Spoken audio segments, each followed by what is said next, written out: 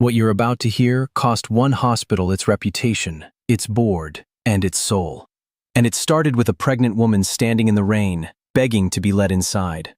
48 hours before the grand reopening of St. Grace Medical Center, the hospital's new owner walked through the lobby in heels and a tailored coat. The staff lined up to greet her. The board members smiled their practiced smiles. But when the chief administrator, the same man who had turned her away 9 years ago, recognized her face, he went pale. Because the woman signing his paycheck was the same woman he had called security on. The same woman he sent back into the rain, 8 months pregnant, barefoot, alone. And what she said to him, standing in the same lobby, in the same spot, silenced everyone. Hello friends, welcome to our story. Before we start, please like this video and subscribe. Also, tell us in the comments where are you watching from? New York, London, maybe South Africa or Jamaica? We want to know. Now what I'm about to tell you is going to make you angry, and it should. Because what happened to this woman, this pregnant, homeless, desperate woman, in a building that was supposed to heal people, is the kind of cruelty that should keep people up at night. The kind that should make you question every person who has power over someone who has none. Let me tell you about Esther. Esther Adamu. Esther was 31 years old when this story begins, though she looked 10 years older, because poverty ages a person the way weather ages a house, wearing down the paint, cracking the wood, softening the structure until what was once strong starts to sag. She was a small woman, 5'3", barely 120 pounds even at 8 months pregnant, which tells you she hadn't been eating enough for 2. She had dark skin, smooth despite everything, and large brown eyes set deep in a face that was too thin, too drawn, too tired for a woman of 31. Her cheekbones jetted out sharp beneath her skin. Her collarbones showed above the neckline of her shirt like the ridge of a buried fence. Her hair was natural, thick, coiled, unwashed for days because the shelter where she stayed only had one working shower and 37 women waiting to use it. Esther wore what she had. A man's flannel shirt, red and black, too big for her, buttoned over her belly. Gray sweatpants, the elastic stretched past its limit, held up by a knot she'd tied at the waist. And on her feet, nothing. No shoes. She had shoes once, a pair of black flats she bought at Goodwill for $2.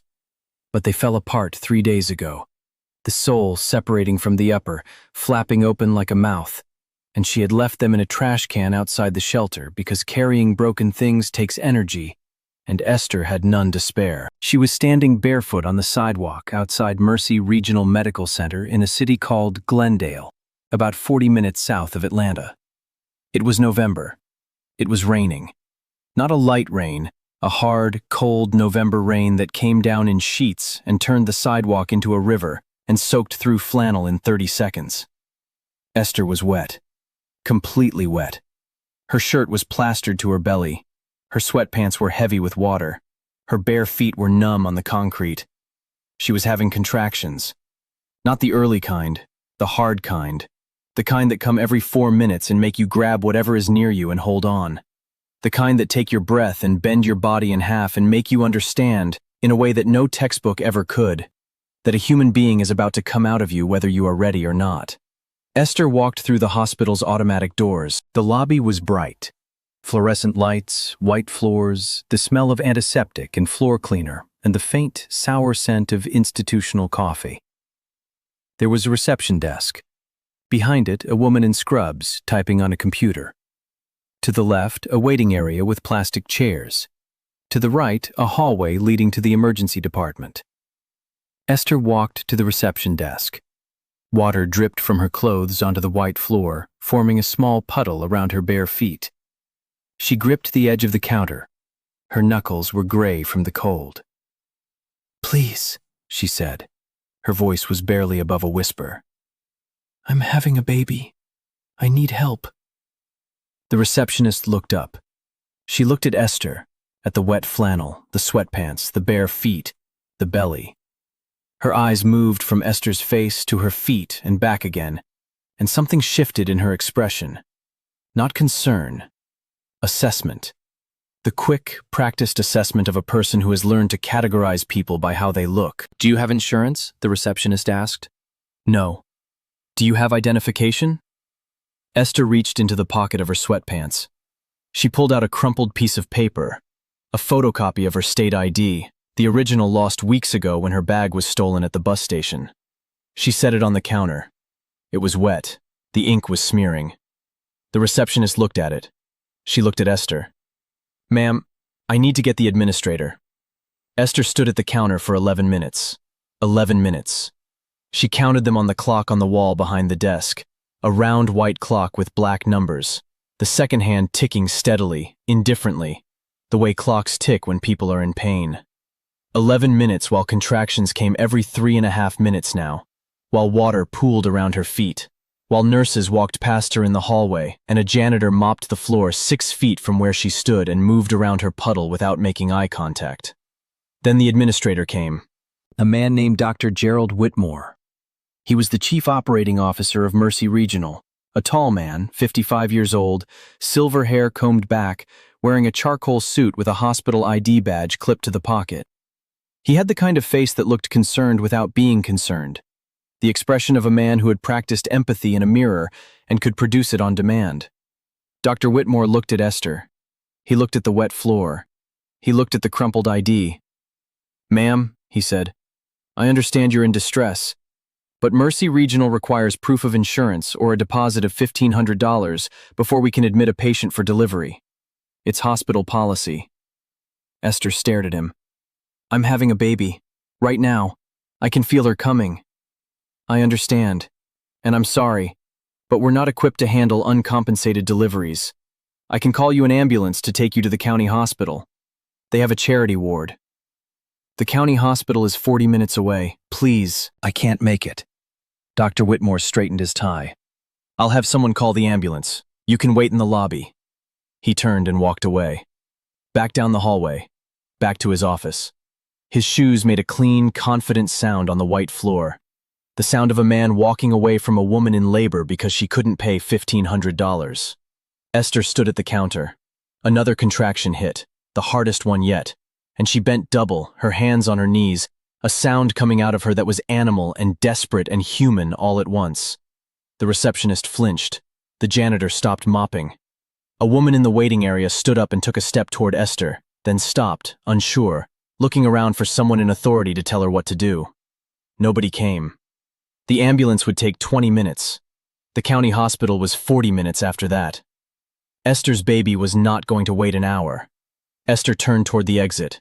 She was going to walk. She was going to walk out of that hospital, barefoot, in the rain, 8 months pregnant, in active labor, because a man in a charcoal suit had decided that her baby's life was worth less than $1,500. And that is where this story could have ended, with a woman dying on a sidewalk in the rain because the world decided she wasn't worth saving. But Esther Adamu did not die. And the reason she didn't die was a nurse named Miriam. But this story is far from over. Miriam Santos was 42 years old, a labor and delivery nurse who had been working at Mercy Regional for 14 years. She was a round woman, short, with strong arms and kind eyes, and the no-nonsense energy of a person who had delivered hundreds of babies and had no patience for bureaucracy when a woman was in labor. Miriam was in the hallway when Esther turned toward the exit. She saw the bare feet. She saw the wet clothes. She saw the contraction bend Esther in half, and Miriam did what Dr. Whitmore would not do. She ran. She ran to Esther, caught her before she reached the door and said, "You are not leaving this hospital. I don't care what he said. You are having this baby right here, right now, and I am going to help you." Miriam brought Esther to an empty exam room. She locked the door. She delivered the baby. A girl, 5 pounds 11 ounces, born screaming, born healthy, born alive because one nurse decided that policy was less important than a heartbeat. Esther named her daughter Grace, because grace is something you receive when you don't deserve it and can't pay for it. Grace, given freely in a locked exam room by a nurse who could have lost her job but didn't care. Miriam was suspended the next day. Dr. Whitmore called it insubordination and violation of admission protocol. Miriam called it being a nurse. The suspension lasted 2 weeks. Miriam came back. She stayed at Mercy Regional for 3 more years, then left for a hospital that didn't require her to choose between policy and patients. Esther left the hospital with Grace wrapped in a blanket Miriam had brought from home, a soft yellow blanket, handmade, that Miriam's mother had knitted. She walked out the front doors, barefoot, carrying her newborn daughter into the November cold. She took a bus to the shelter. She sat on a cot with Grace against her chest, and she made a vow. "I will come back to this place," she said, "and when I do, they will know my name." Now Esther was not making an idle threat. Esther Adamu was not the kind of woman who made idle threats. She was the kind of woman who made promises and kept them the way the earth keeps turning, steadily, relentlessly, without asking for permission. And what Esther did over the next 9 years was nothing short of a miracle, built from sweat and fury and a mother's love. She started at the bottom, lower than the bottom. She was a homeless, single mother with a newborn, no education past high school, no family in the country, no savings, no address, no shoes. She had come to America from Nigeria 3 years earlier on a work visa that had expired, married a man who turned out to be cruel, left him when the cruelty turned physical, and landed in a shelter with nothing. But Esther had 2 things that no amount of poverty could take from her. She had her mind, sharp, fast, analytical, the mind of a woman who had been first in her class at secondary school in Lagos before life intervened. And she had her rage, not the destructive kind, the kind that builds, the kind that looks at a locked hospital door and says, "I will own that door someday." She got a job at a cleaning company, the same kind of work, scrubbing floors and bathrooms, that Esther had done at the shelter to earn her cot. She worked nights so she could be with Grace during the day. She enrolled in a GED program at the community center. She passed in 4 months. She enrolled in community college, healthcare administration, because if the hospital system was broken, she wanted to understand exactly how the pieces fit together so she could fix them. She studied while Grace slept. She wrote papers at the laundromat while the clothes dried. She took exams on 3 hours of sleep and passed every one. She graduated with honors. She transferred to Georgia State University. She worked 30 hours a week and carried a full course load and raised a daughter who never once went without a meal, because Esther would go without a meal before she let Grace go without one. She got her bachelor's degree in healthcare administration, then her MBA, night school, 2 years, while working full-time as an office manager at a medical clinic.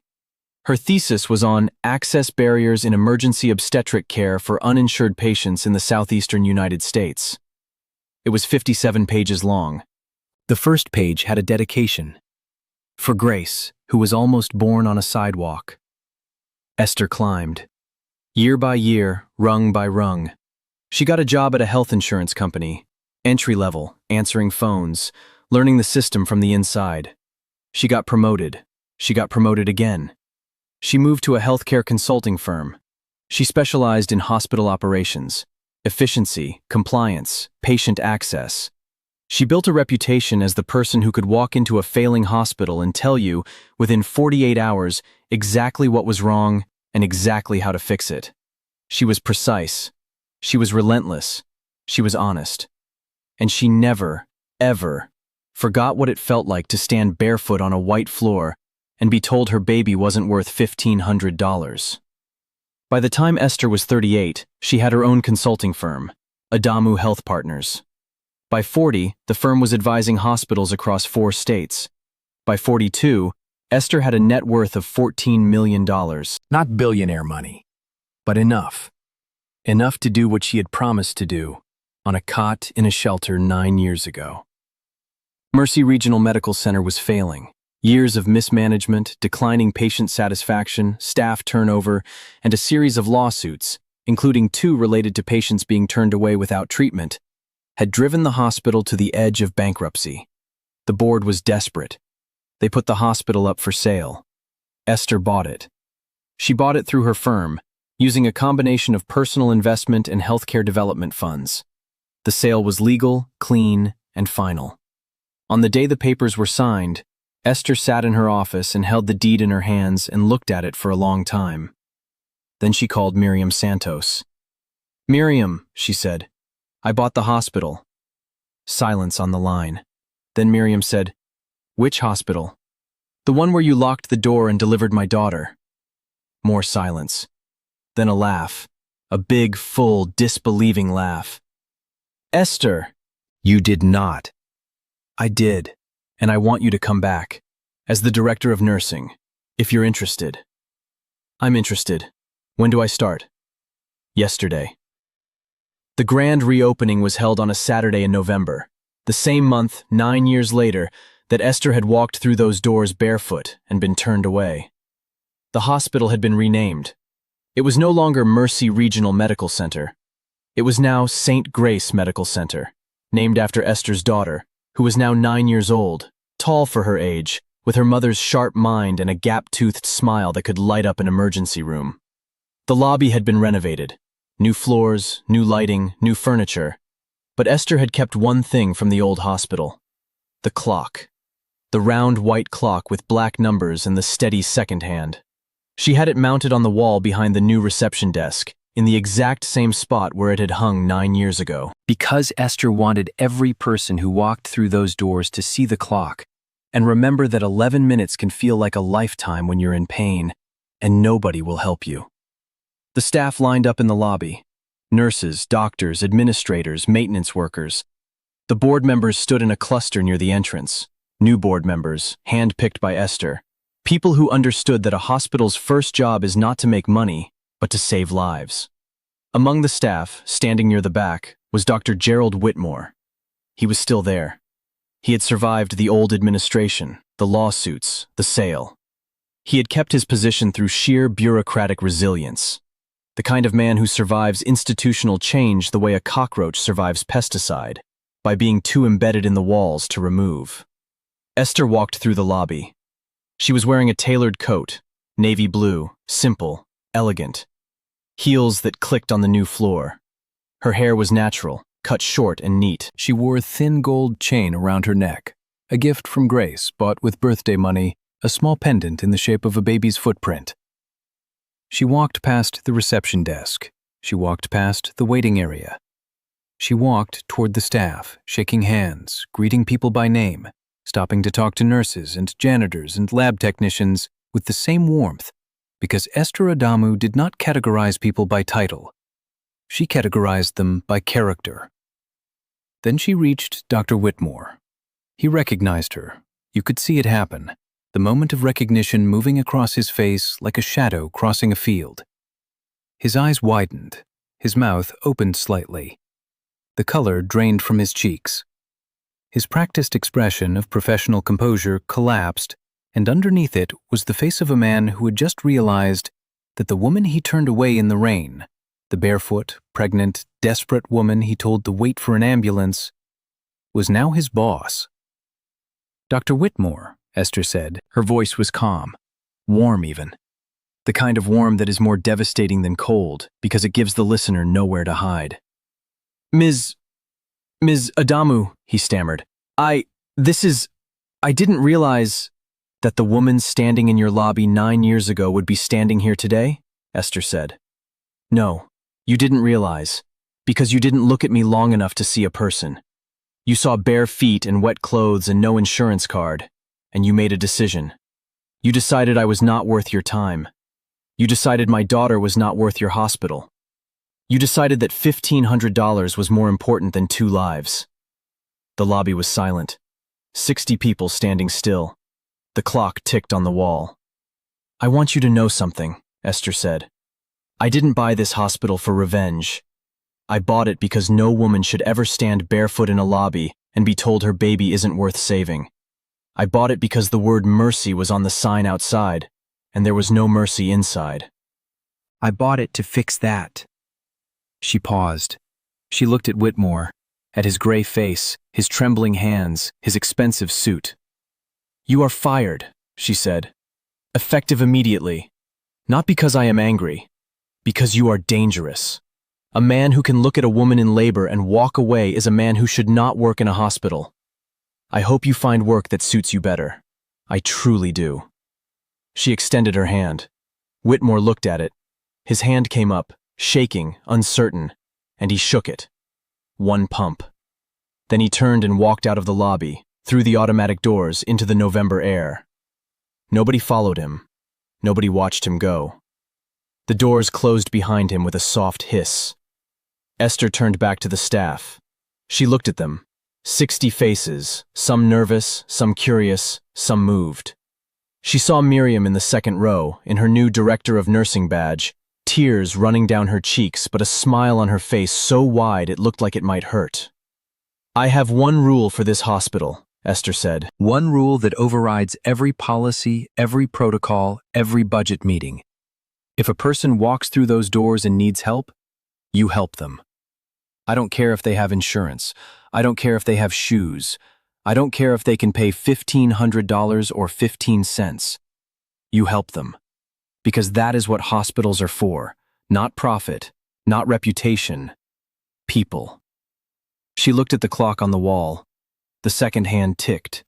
Steady. Indifferent. The same hand that had ticked 11 times while a woman in labor stood alone.